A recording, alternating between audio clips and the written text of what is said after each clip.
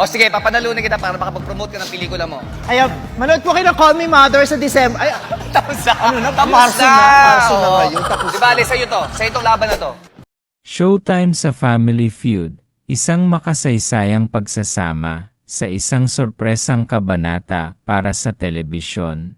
Naging espesyal ang pagdiriwang ng ika-negatibo, 4 na anibersaryo ng Family Feud Philippines dahil sa pagbisita ng mga minahal na hosts ng It's Showtime.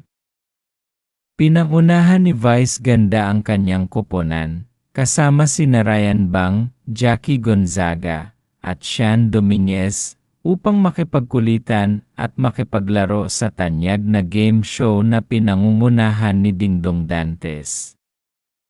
Ang tagpong ito ay nagsilbing simbolo ng pagkakaisa sa industriya ng showbiz, kung saan ang dating magkatunggaling mga programa ay nagkapit-bisig upang magbigay ng saya sa mga manonood sa gitna ng laro. Hindi nawala ang biruan at ang trademark na hirit ng It's Showtime hosts na lalong nagpatingkad sa enerhiya sa loob ng studio.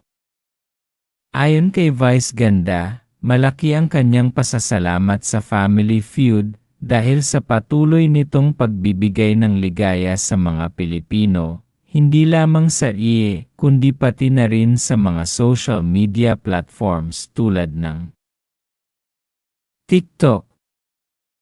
Ang pagsasama ni Dingdong at ng mga hosts ng Showtime ay naging isang mahalagang bahagi ng kanilang month-long anniversary special na nagpapatunay na sa mundo ng libangan, ang tunay na layunin ay ang makapaghatid ng ngiti sa bawat tahanan.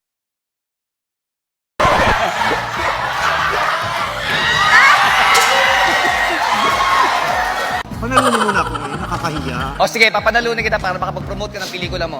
Ay, manood po kayo ng Call Me Mother sa December. Ay, Tapos na. Ano na, Tapos Marso na, Marso na Oo. ngayon, tapos Di ba, sa'yo to. Sa'yo itong laban